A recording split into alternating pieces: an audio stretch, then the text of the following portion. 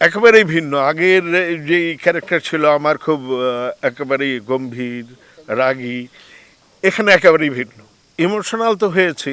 আমি দর্শক আর কাঁদবে কি, আমি তো নিজেই কাঁদছি এবং একটা পর্যায়ে আমি সব বন্ধ করে দিয়েছি, কারণ আমি আর নিতে পারছিলাম না। মানুষ যত কষ্ট পেয়েছেন, আপনাদের কষ্টে, আপনাদের ব্যথা আমি ব্যথিত, আমিও খুব খুব খুব কষ্ট পাচ্ছি। আর যে কাজের কথা বললেন, একই স্কুলের কাজ। আগেরটাও একই স্কুলের, এইটাও একই স্কুলের। সো একটা স্কুলের কাজের তো একটা সিমিলারিটি থাকেই, সেম স্কুলের যদি কাজ হয়। আর এটা নিয়ে ইতিমধ্যেই শুনেছেন সিকুয়েল, তোমাদের গল্প, এটা তো ফিরে আসার গল্প। তো ফিরে আসার গল্পটা ফিরে আসার গল্পের মতোই হবে, তবে আগের চাইতে ডিফারেন্ট তো অবশ্যই। আমি যে কয়টা সিকোয়েন্স এই পর্যন্ত করেছি একেবারেই ভিন্ন। আগের যেই ক্যারেক্টার ছিল আমার খুব একেবারেই গম্ভীর, রাগী, এখানে একেবারেই ভিন্ন, একেবারেই ভিন্ন। এবং করতে গিয়ে ডিফারেন্ট ফ্লেভার পাচ্ছি, মজাও লাগছে খুব। এবং সবাই মিলেই, আর বারবার তো বলার দরকার নেই যে এখানে শিল্পীরা তো দেখতেই পাচ্ছেন, এক একজন জানু অভিজ্ঞ শিল্পীরা এখানে। সুতরাং সব মিলিয়ে খুব স্ট্রং টিম। আশা করছি আমরা ঈদুল আজহার উৎসবে দর্শককে আনন্দ দিতে পারব।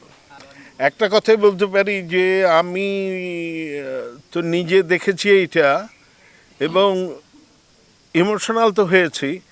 তো বেশি ইমোশনাল হয়ে পড়েছি যখন দর্শকের কমেন্ট এবং দর্শকের রেসপন্সে আমি দর্শক আর কাঁদবে কি, আমি তো নিজেই কাঁদছি এবং একটা পর্যায়ে আমি সব বন্ধ করে দিয়েছি, কারণ আমি আর নিতে পারছিলাম না।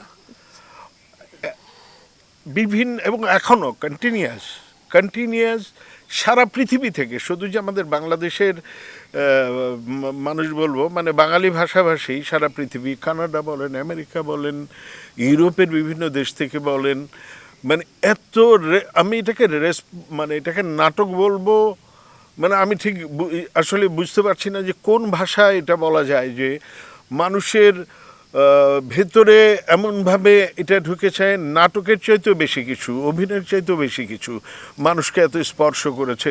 এবং কোনোটাই কোনো কাল্পনিক কোনো বিষয় না। আমি আসলে বিষয়টা ঠিক গুছিয়ে বলতেও পারছি না, আমি এখনও ইমোশনাল।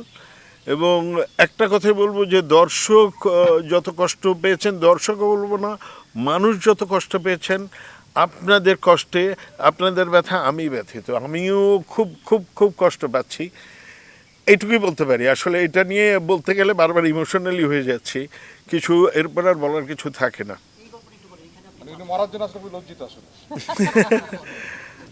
আমি তো বলেছি তোমাদের গল্পে প্রথম পর্বে যেটা গত ঈদুল আজহায় দেখানো হয়েছে, সেখানে তো আমি একটু রাগি রাগি ছিলাম।